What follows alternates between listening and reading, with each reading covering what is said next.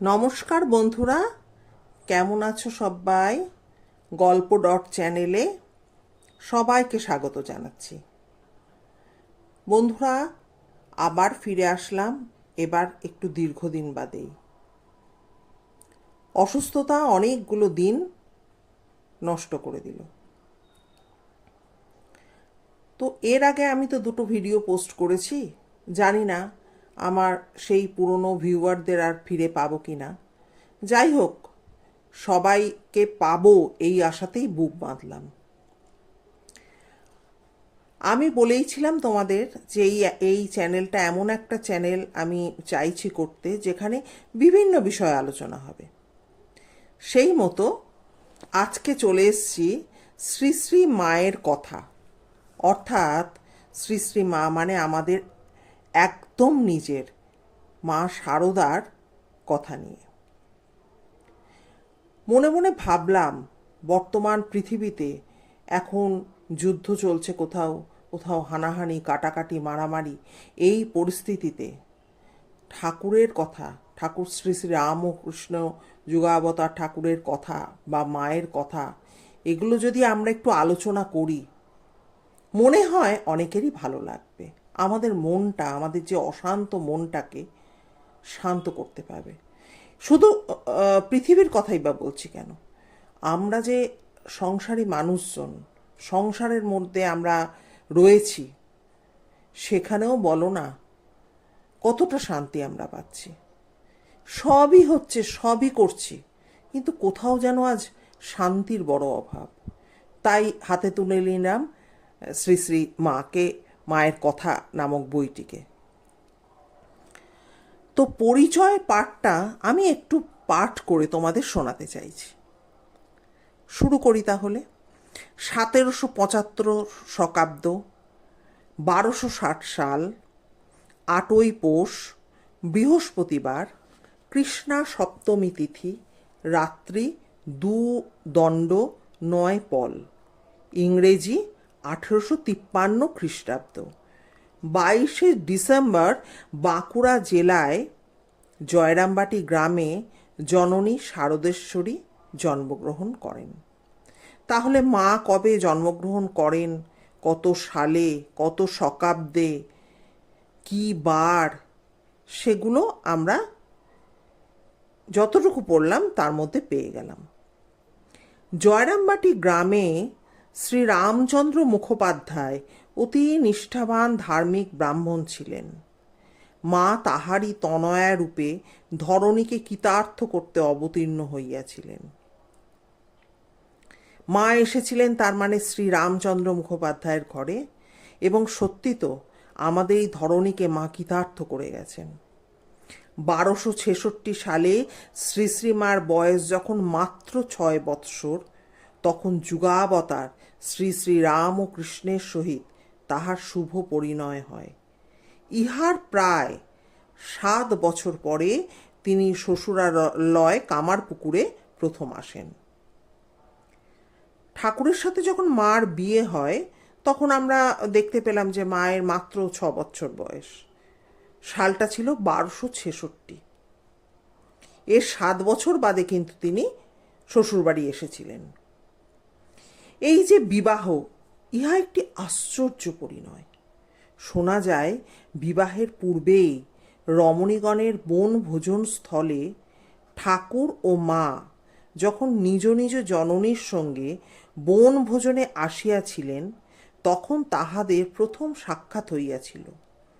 ইহার পর যখন ঠাকুরের নানা স্থানে বিবাহ সম্বন্ধ হইতেছিল, তখন কন্যা যে নির্দিষ্ট হইয়াই আছেন এ কথা ঠাকুর স্পষ্টই জানাইয়াছিলেন, এবং জয়রামবাটি গ্রামের সেই 6 বৎসরের কুমারীটি তাহার মনোনীতা ও নিরূপিতা বলিয়া প্রকাশ করিয়াছিলেন। তাহলে এখানে আমরা দেখতে পেলাম যে বিবাহের পূর্বে মাতা ঠাকুরানী এবং ঠাকুর নিজ নিজ জননীর সঙ্গে কিন্তু বনভোজনে গিয়েছিলেন এবং সেখানে তাদের সাক্ষাৎ হয়েছিল। এরপর যখন ঠাকুরের বিভিন্ন জায়গায় সম্বন্ধের কথা চলছে, তখন কিন্তু ঠাকুর স্পষ্টই মা যে কুটোবাঁধা হয়ে রয়েছে তার জন্য সেটা কিন্তু জানিয়ে দিয়েছিলেন। কিন্তু বিবাহের পর সেই মনোনীতা পত্নীর জন্য তাহার বিশেষ আগ্রহ দেখা যায় নাই। প্রায় 7 বৎসর পরে 1273 সালে মা কামারপুকুরে প্রথম আসেন। নিতান্ত অল্প বয়স বলিয়া এতদিন তাহাকে আনা হয় নাই। ইহার 5 বৎসর পরে 1278 সালে ফাল্গুন মাসে মা দক্ষিণেশ্বরে প্রথম আসেন। দক্ষিণেশ্বরে মা নহবতে থাকিতেন। অতি প্রত্যুষে কেহ উঠিবার পূর্বেই তাহার স্নান প্রভৃতি হইয়া যাইত। মন্দিরে কর্মচারী অনেক, অতিথি ও সাধু সন্ন্যাসীর সমাগমও যথেষ্ট, কিন্তু কেহই তাহার ছায়াটি পর্যন্ত দেখিতে পাইত না। ঠাকুর সর্বদাই ভাবে মগ্ন রহিতেন, আর সেই ভাবাবেশেই তাহাকে যা কিছু সম্ভাষণ করিতেন তাহাতেই মায়ের আনন্দের সীমা থাকিত না। যতটুকু স্বামীর সেবা কার্যের ভার পাইতেন তাহাই তাহাকে পরিতৃপ্ত করিয়া রাখিত, এবং সেই তৃপ্তিতেই তিনি পরমানন্দিতা রহিতেন। এই পর্যন্ত পড়ে যা বুঝছি তাতে মা খুব ছোট ছিলেন, তাই মাকে কিন্তু কামারপুকুরেও আনা হয়নি। বিবাহের 7 বছর পরে 1273 সালে মা শ্বশুরবাড়ি শ্বশুর ঘর করতে এলেন। এরও 5 বছর বাদে 1278 সালে ফাল্গুন মাসে মা দক্ষিণেশ্বরে প্রথম আসেন। দক্ষিণেশ্বরে মা নহবতে থাকিতেন। রানী রাসমণির মন্দিরের এই নহবতে একটা সময় ভোরবেলা সন্ধেবেলা মায়ের মন্দিরে নহবতের সানাই বাজত। সেই ঘরটি শ্রী শ্রী মায়ের জন্য নির্ধারিত করা হয়। নহবতে মা থাকতেন। সবাই উঠবার আগে অতি প্রত্যুষে মা কিন্তু গিয়ে নিজের স্নান বা যা যা সকালে ওঠার পর আমরা প্রাত্যহিক যে আমাদের কাজ থাকে সেগুলি মা কিন্তু সেরে আসতেন। কেউ তার ছায়াটি পর্যন্ত দেখতে পারত না। ঠাকুর তো সবসময় ভাবে মগ্ন ছিলেন। তিনি মাকে মাঝে মধ্যে যা কিছু সম্ভাষণ করতেন, আমাদের আনন্দময়ী মা কিন্তু তাতেই খুশি থাকতেন, তার আনন্দের সীমা থাকত না। যতটুকু যা তিনি স্বামীর সেবা কার্যের ভার পেয়েছিলেন, যতটুকু ঠাকুরের জন্য তিনি সেবার জন্য তিনি সেবা কার্যে নিয়োজিত হতে পারতেন, তাতেই তিনি পরমানন্দিতা হয়ে রইতেন। ইহার পর 1280 সালে জ্যৈষ্ঠ মাসে ফলহারিণী কালী পুজোর দিন রাত্রে ঠাকুর মাকে ষোড়শী পূজা করেন, এবং তাহাদের অপূর্ব দাম্পত্য সম্বন্ধের এইটি সম্পূর্ণ পরিচয়। আগেই বলিয়াছি, এই বিবাহ একটি আশ্চর্য পরিণয়। ভাবুকের মনে ইহাতেই হরগৌরীর দাম্পত্য মাধুর্য চিত্র জাগরিত হয়। সম্পূর্ণ কাম গন্ধহীন, একান্ত প্রীতিপূর্ণ এই যে দাম্পত্য প্রেম, জগৎ সংসারে ইহার অনুরূপ কোথাও খুঁজিয়া পাওয়া সম্ভব নয়। সত্যি তো তাই নয় কি বলুন না? আমরা প্রেম বলতে যত দিন এগোচ্ছে তত আমরা প্রেম বলতে, ভালোবাসা বলতে, আমাদের ভালোবাসা বা প্রেম বলতে শরীর আমরা বুঝিয়ে ফেলছি। শরীর সর্বস্ব প্রেম হয়ে যাচ্ছে। অথচ ঠাকুর এবং মা তারা প্রেম ভালোবাসা কি জিনিস তারা দেখিয়ে গেছেন। সম্পূর্ণ কাম গন্ধহীন একটা ভালোবাসা ঠাকুর আর মায়ের মধ্যে কিন্তু রচিত হয়েছিল সেই ফলহারিণী অমাবস্যার দিন মাকে পূজার মাধ্যমে। অথচ ইহা এমন সহজ ও সরল ভাবপূর্ণ যে বিন্দুমাত্র অস্বাভাবিকতা তাহাতে নাই। একবার মা পদব্রজে দক্ষিণেশ্বরে আসিতেছেন। তখন পথ হারাইয়া পথে বিপন্না হইয়া দস্যুর ন্যায় বলিষ্ঠ ও ভীষণ আকৃতির এক অপরিচিত ব্যক্তি ও তাহার স্ত্রীর দেখা পাইয়া তৎক্ষণাৎ তাহাকে পিতৃ সম্বোধন করিয়া বলিতেছেন, বাবা, আমি পথ হারিয়েছি, তোমার জামাই দক্ষিণেশ্বরে থাকেন, সেইখানে আমি যাচ্ছি। এই তোমার জামাই কথাটিতে মায়ের সরল ও প্রীতিপূর্ণ মনের ভাবটি কি সুন্দরভাবেই প্রকাশ পাইয়াছে।